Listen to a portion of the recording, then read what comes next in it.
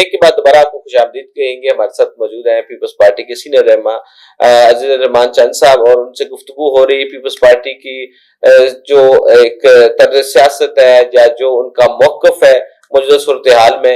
अच्छा, अब आपने तो कायदे ईवान के साथ भी काम किया है, बीबी साहबा के पास साथ भी आपने काम किया है, तो क्या समझते हैं कि अब बिलावल भुट्टो साहब जो है वो इस उनमें कोई झलक नजर आती है कायदे ईवान की या बीबी साहबा की?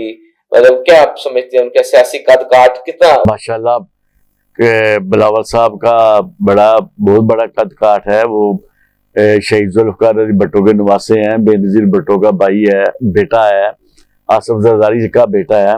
वो सारी जो जदोजहद चेयरमैन कायदे वाम ने की, बीबी साहबा ने की, जरदारी साहब ने की, वो उनका ये खून है ना, आगे उनका ही बेटा है ना। अब तो ये है ना कि वो जरदारी साहब के भी गुण आ गए ना, अब एक जरदारी साहब पे बारी, उनका भी तर्ज सियासत, उनका भी अपना एक तरीकाकार है। हाँ जी। और भुट्टो खानदान का भी एक अपना तरीकाकार है। बेशक। तो अब आजकल वो जो आसफा बीबी है वो भी एक्टिव है, और खातून अव्वल जो है वो तो बनाया गया है।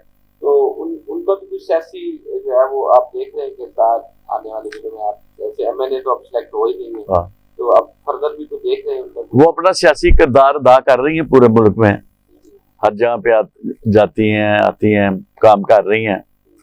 और जो पीपल्स पार्टी की क़यादत है वो इस वक्त जनाब बिलावल भुट्टो जरदारी साहब के पास है, और इंशाल्लाह आने वाले वक्त में बिलावल साहब वज़ीर-ए-आज़म पाकिस्तान बनेंगे, पाकिस्तान के अवाम की खिदमत करेंगे, मुल्क की खिदमत करेंगे, मुल्क के दफा के लिए वो जद्दोजहद कर रहे हैं। वज़ीर ख़ारजा जब बने, उन्होंने जिस तरह पाकिस्तान को पूरी दुनिया में जागर किया और अपना नुक्ता नज़र हर जगह पे जाके बताया, उसकी कहीं भी मिसाल नहीं मिलती। जो मई में हमने जंग जीती उसके बाद लाबिंग के लिए भी बड़ा उन्होंने उनको एक हाँ जी उनको जो है वो जी बड़ी अप्रिसिएशन जी हाँ जी। तो अच्छा, सियासी तो खानदान या जितने भी हमारे यहाँ भले शरीफ फैमिली हो या पीपल्स पार्टी का, अब तो खैर जो पीटीआई का भी हम कह सकते हैं कि उनकी जो हमशीरा है वो भी बड़ी एक्टिव है।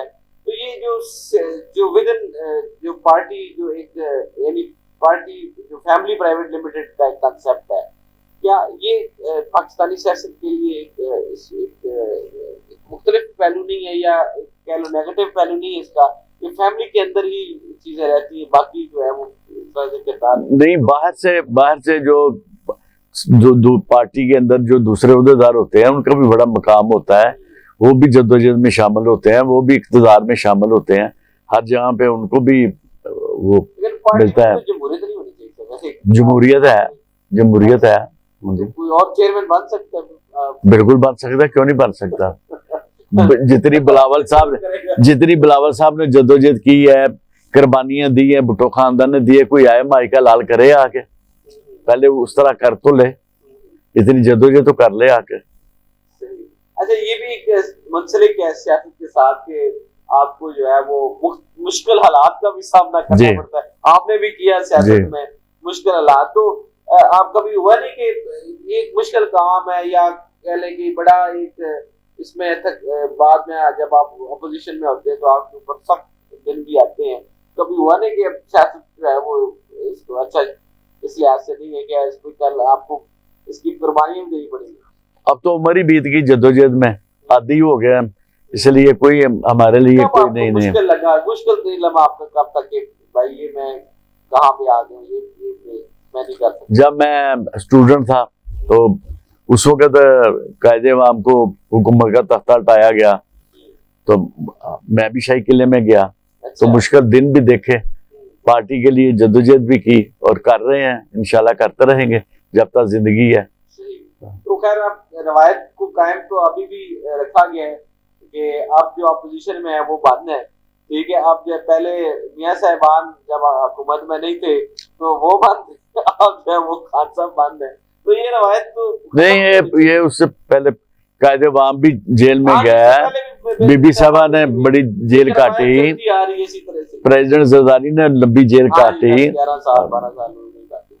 तो ये रवायत खत्म नहीं होनी चाहिए। बिल्कुल। सियासी एतबार से बिल्कुल होनी चाहिए, टारगेट किया जाए, बिल्कुल नहीं होनी चाहिए। किया तो चले, उसकी तो सजा चले हाँ आपकी जी। जगह, लेकिन टारगेट करके फैब्रिकेट करके मुकदमा बनाए जाते हैं। फिर जब वो उनका एक वक्त आता है तो फिर वो सारे मुकदमा खत्म हाँ, हो जाते हैं और फिर जो है वो एक सिलसिला नए तरह से शुरू हो जाता है। फिर जो बरसर इक़्तिदार होते हैं आज वो कल वो बड़ा मुश्किल वक्त भी पाकिस्तान पीपल्स पार्टी ने देखा है।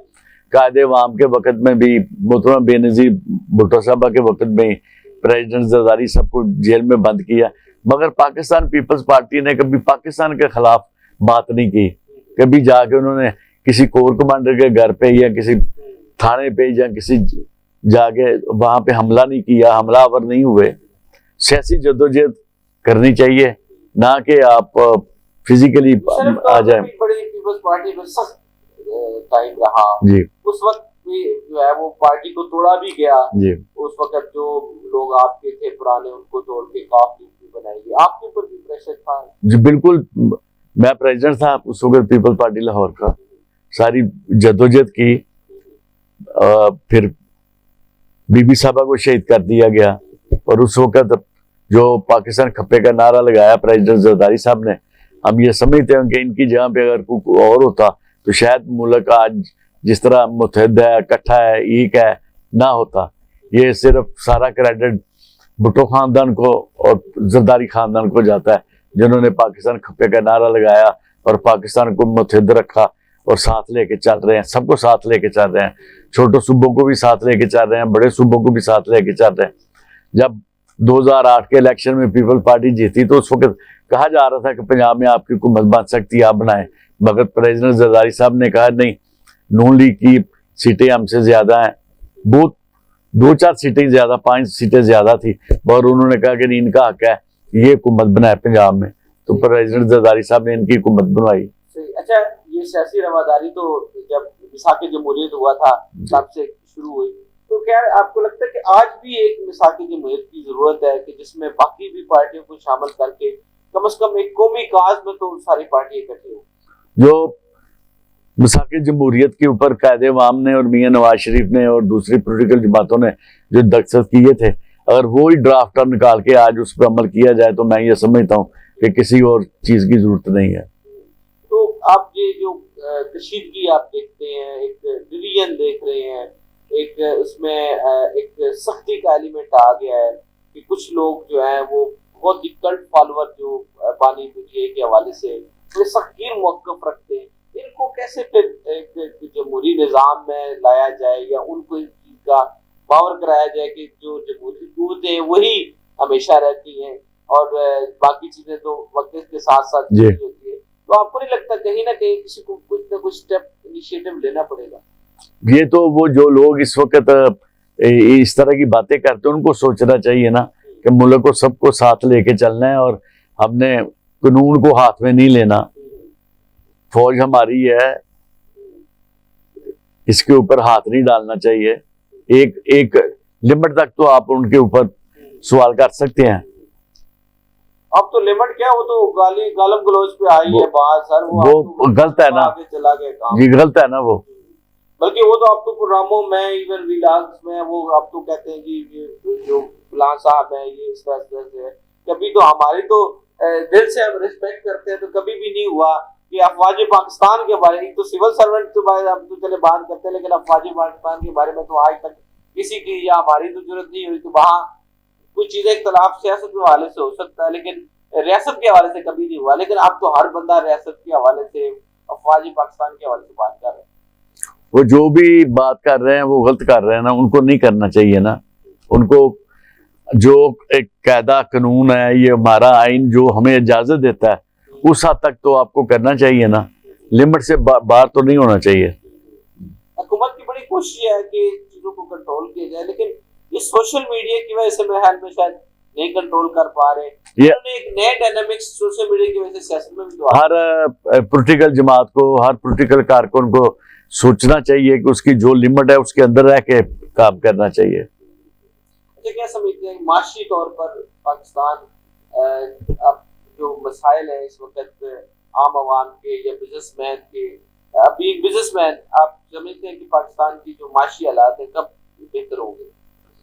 जब पाकिस्तान पीपल्स पार्टी को पूरे मुल्क के अंदर इक़्तिदार मिल जाएगा तो इंशाल्लाह ये तमाम मसाइल माजी में सिर्फ रहा भी तो है ना, नहीं तो वो है ना। वो अगर नहीं कि नहीं रहा इक़्तिदार 90s की बात करें, नहीं 2008 में नहीं बात करें। अगर रहा है तो हमने पाकिस्तान के अवाम के लिए, मुल्क पाकिस्तान के लिए काम भी तो किया है ना, कुर्बानी भी तो दी है ना, अपनी जानों का नजराना दे दिया। जरदारी साहब ने इतनी लंबी जेल काटी और उन्होंने आके ये तो नहीं कहा कि आप जाके किसी कोर कमांडर के घर पे जाके कब्जा कर लें या किसी और जगह पे जाके पथराव करें। पाकिस्तान पीपल्स पार्टी ने ये तो नहीं किया ना, तो ना ये करना चाहिए, ना ये कानून या ला इजाजत देता है कि आप ऐसी हरकतें करें। अच्छा, कुछ बुनियादी चीजें जो आपको लगता हो कि मईशत को ठीक करने के लिए जरूरी है पाकिस्तान में, जो नहीं हो रही? वो पाकिस्तान पीपल्स पार्टी जो मुनासिब समझेगी, जो वक्त जब आएगा, जब बिलावल साहब वज़ीर-ए-आज़म बनेंगे, इंशाल्लाह करेगी। शुक्रिया अज़ीर रहमान चांद साहब, हमारे साथ आज मौजूद थे पाकिस्तान पीपल्स पार्टी के सीनियर रहनुमा अज़ीर रहमान चांद साहब। और उनका कहना यह था कि जल्द ही जो है वो पीपल्स पार्टी की गवर्नमेंट आएगी और बिलावल भुट्टो साहब जो है वो प्राइम मिनिस्टर बनेंगे। और उनका कहना यह था कि जैसे ही गवर्नमेंट आएगी पीपल्स पार्टी की, तो पाकिस्तान के हालात भी बेहतर होंगे और मईशत भी बेहतर होगी। और इसके अलावा उनका कहना यह था कि जो सियासी कशीदगी इख्तलाफ है, उनको बायमी जो है वो मुशावरत के साथ हल होने चाहिए। अगले प्रोग्राम